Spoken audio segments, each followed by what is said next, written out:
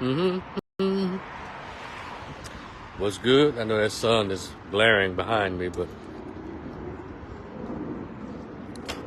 oh, let me spit that out.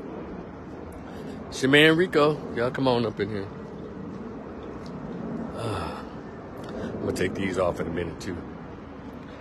Get one of these off. What's up, bro? Hair's just growing all over the place. Whew. Y'all look, what's up? It's your man Rico. Rico the opinionist, just trying to share my opinions about stuff and y'all like, share, and subscribe on this YouTube channel as well as this Facebook page. Check out the description box. Some cool stuff going on in my description box, so fool with me if you're cool with me. Let's see. Hold on one second to make sure I'm clear of traffic before I start talking. Hope everybody's enjoying their very nice 73-degree day here in Dallas-Fort Worth, and hope wherever you are is nice and sunny. I'm ready for the spring to officially kick in. Ultimately, the summer, so we can just changing seasons. That's what I like. I'm not a huge fan of the winter. Born in the winter, but can't stand it. My goodness. Now I don't like these little crispy days either. I need to move my ass to Hawaii or South Florida, or somewhere maybe one of these Latin countries. Adam Cavanis, what's up? Fraser Ram, long time, man. What's good? What you doing over here? And so I might make this quick. Yeah, I always say I'm going to make this quick, but y'all know how thoughts be rolling through my mind. Those of you who are constants on my page, and I just want to share my experience with finally getting to see the movie Creed 3, which off the top I enjoyed it a lot, and I'll tell y'all why. But first I want to say to has-been rapper, I guess he's in that movie Paid in Full, Cameron. Hold on a second. They're building stuff around me, so let me go ahead and get past the hammering. But yeah, rapper Cameron, if y'all can remember any of his hits, have at it if he had a hit or two.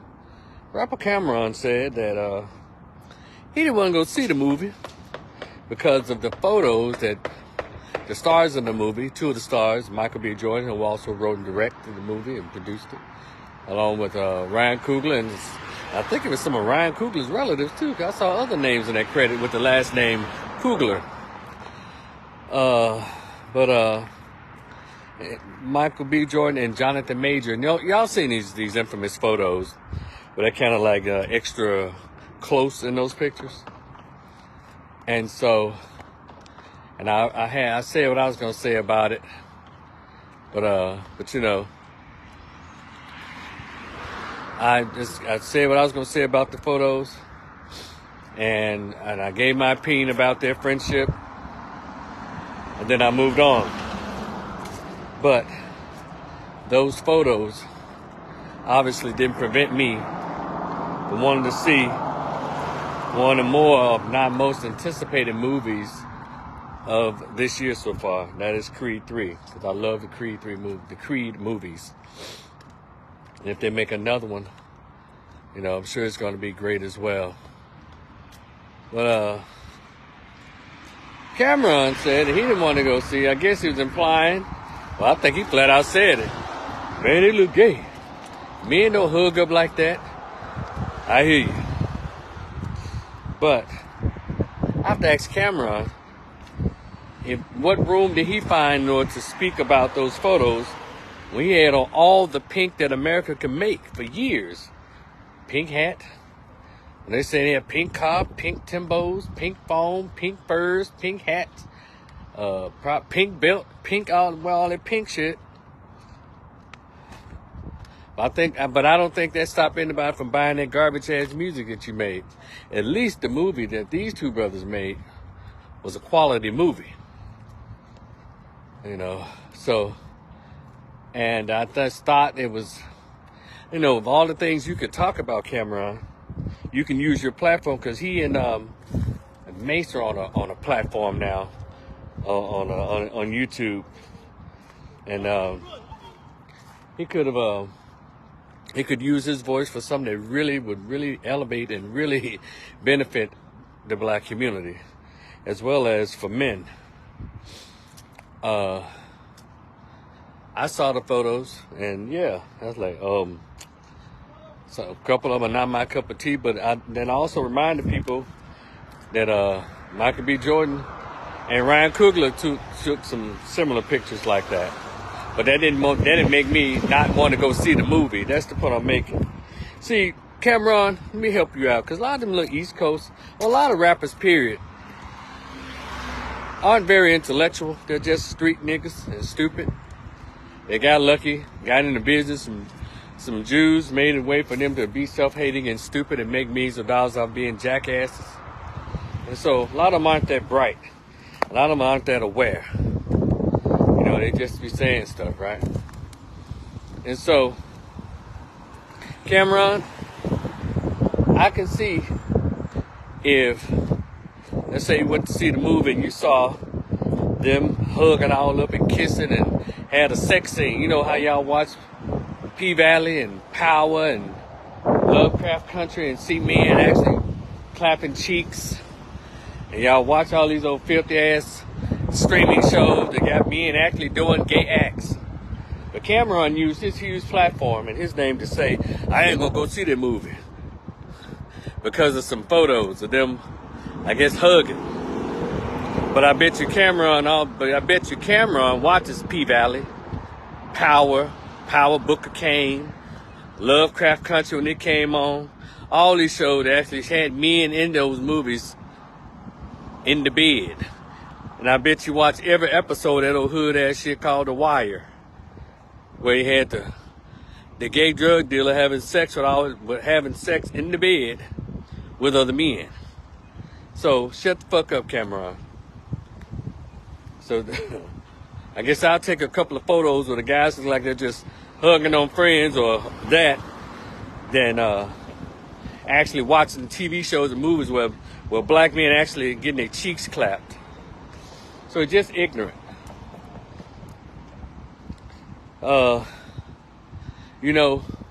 Number two, these actors have outside lives, they do different things. I look at what's in the movie, because that's what's selling, that's the image. I don't, what they do on the outside of the movie is their business, it is what it is, but what I'm not going to do is pay for foolishness that I don't agree with. And so I've said all that to say, one of my favorite actors in the whole world when I was a little kid, 19 years old, I saw him on television in this movie called Ragtime, right? It's some 1980s, 79 or 80s movie. Can y'all see me? Okay, we'll go this way. And it was a movie called Ragtime. And it had, like, Debbie Allen was young in that movie, and James Cagney from the 30s, that old guy. You dirty rat, you dirty rat. James Cagney was in the movie, he's playing like the mayor of the police chief, and here comes a young actor by the name of Howard Rollins. Howard Rollins in the movie represented an image of black men, of the black man that became burned in my mind, etched in my mind since I was a little kid, 9 years old. And that's the expectation I have of black men on TV and in the movies, even in music. Masculine, straightforward, no nonsense, but also with a vulnerable side, because black men are human beings, caring and protective. In that movie called Ragtime, Howard Rollins etched in my mind what my expectations of what a black man should look like and what he should portray in movies. I didn't go by, because I didn't know anything about his outside life until he started doing this series called In the Heat of the Night. And National Enquirer, this is from 88 to 1995, and I watched all 7 years of that show. It started off because Howard Rollins also did a movie called A Soldier Story, which is one of my favorite movies. He also took care of business. He played I think a lieutenant or a captain in the movie investigating the murder of Sergeant Waters, I think his name was. Oh, what's the old Sarge? Talk real crazy to the black regiment there. Light-skinned dude. Y'all know A Soldier Story, one of my next favorite movies. Howard Rollins in that movie, strong. And I can appreciate that. Now, what Howard Rollins did in his outside life was just scandalous. When he was on the show In the Heat of the Night with Carol O'Connor, or we knew him as Archie Bunker. I love that show. And he was the chief of detectives. As well as in that role, he was a married man. He had no wife, children. He didn't mince his words. He didn't play.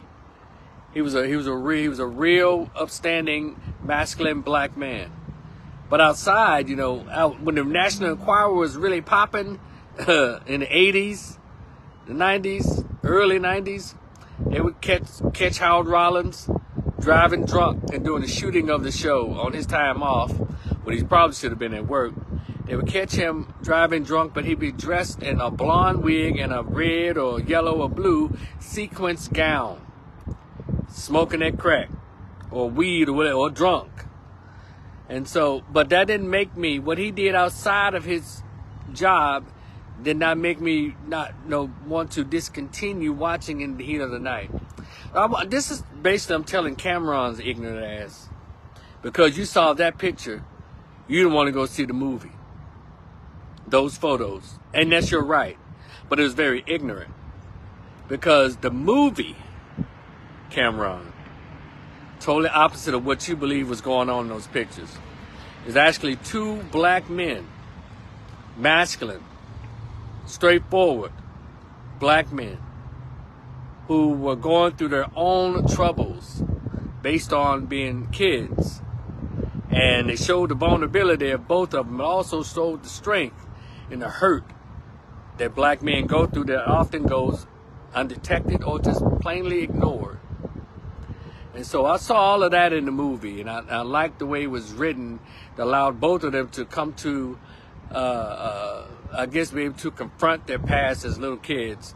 And a lot of the issues that happen to black boys and black men that America, even the black community, don't want to accept, about the abuse, the verbal and physical abuse that black boys endure. A lot of times when they're little kids, and especially in the foster care system. And then they grew up with this anger, never addressed. And so however, they still manage to make something of themselves. But then it eventually comes to a head. And they have to talk it out. That's why, that's why in my own counseling experience, I always use the phrase that I coined: counseling is not a cuss word. And so, and throughout the movie, there are a lot of messages, positive, family man, his wife and his little girl, and how I like how they brought it to the whole deaf scenario. Because if you remember the last Creed, the mom was hoping, who was partially deaf, was hoping that the baby would not, be born, but it turns out that the baby was born completely deaf, and the way they wrote it in was awesome. And I liked the way they just kind of worked it out in the movie. It's a lot of positives in the movie, Cameron. And by the way, Cameron, you deciding not to see the movie based on those black and white photos, you didn't stop the hundreds of millions of dollars that the movie made off the blood, the sweat, the tears, the efforts of Michael B. Jordan and with his friend Jonathan Majors. So really, you didn't really stop. You were one monkey that didn't stop that show. And so, one thing about it, I guess, they had to throw in this thing, and it seemed to be a mainstay in these movies, well, I guess what black men are in, the part about legacy. Now, and I'm sure this is not a spoiler because I'm probably the last person to finally go see the movie. I'm sure everyone has gone to see the movie because, as a matter of fact, when I went to the theater, it was probably me and probably 20 other people in there. So it's kind of like on his last leg. Maybe this might be the last month or so that they may be in the theaters exclusively. Maybe the last couple of weeks. They still seem to be earning a nice little penny, but the movie is practically empty. So it's about me and about 20 other folks, if it was that many. But it gave me a chance to really hear the movie, watch it, and be able to hear and really absorb. Because, when you go opening nights for a lot of stuff, you don't really get to see it because people's reactions and all of that. But that, it was really undisturbed, so it was cool. But one thing I'll say, if I had a critique about it, is still the disappearance of black boys. Now, if y'all notice all these movies, every time you look around, they got girls. All the fathers have girls. And they passing on the legacies to the girls. And everyone knows, in real life, the daughters don't pass on the legacy of fathers. It is sons that pass on the legacies. Because when your daughter gets married, she takes on her husband's name. And ensuring his legacy with the children that they have together. Get it? And so in the movies, it's almost like, okay, we got Michael B. Jordan, but he doesn't deserve to have a legacy. So you got a daughter instead of a son. And that's the part I noticed. I know a lot of y'all don't pick up on this. A lot of you probably don't even know to even care. But I do. I pay attention to how black boys and black men are presented in this world, in this country, in this world. And so, and when I go to the movies, I go to actually listen and pay attention. And so, his little deaf daughter, she picked up on what dad was doing, boxing, I know we talk about Layla Ali. Hey, Kareem, what's up, brother? Eric, what's up? We talk about that, but, we talk about how Layla, I guess she's passed on the legacy of her dad, but it would have been really awesome had he had a son to really pass it on, because the Ali name can continue. Because when Layla got married, she took on her husband's name, even though she uses the name for her entertainment job, but her married name is something else. And her children are going to be named something else. But they're going to be named after their father. Get it? And so the legacy of Muhammad Ali, just like Malcolm X, Malik El-Haj Shabazz, the only legacy that he had was his grandson. Somehow he passed away. And so, like Martin Luther King, well, wait a minute, he had two sons. But I think nobody had children except for Martin III, and I think he had a daughter. I don't know. I'll have to check that out. So, but with this, I wish he had a son, so if they're going to keep it going, But, that's the movies. They'll give you a little something, but they take a lot from you. That was my minor disappointment. I'm like, damn it. So I guess she's going to grow up to be the Layla Ali of the Apollo franchise instead of giving a son and keeping on a legacy. Not the way in which they did Apollo. He was like the outside bastard kid of Apollo, but they was able to clean it up in Apollo 2 and now 3. But, black boys don't always have to be born as bastard outside kids either. And that's something we need to work on. So, I wish they had done it where when he decided to have children, he had a son and a daughter. And the son could grow up to be his heir. Does this make sense to y'all? Anyway, I just wanted to just share that. And I thought the movie was great. Pretty good. I thought Jonathan Majors did a good job. I liked the way they really met it. They went through the ups and downs, but at the end, when they finally met each other and they didn't reconcile, they recognized each other's struggle, what each other was going through. Because at first it was a huge misunderstanding. It was regret. It was guilt. It was shame.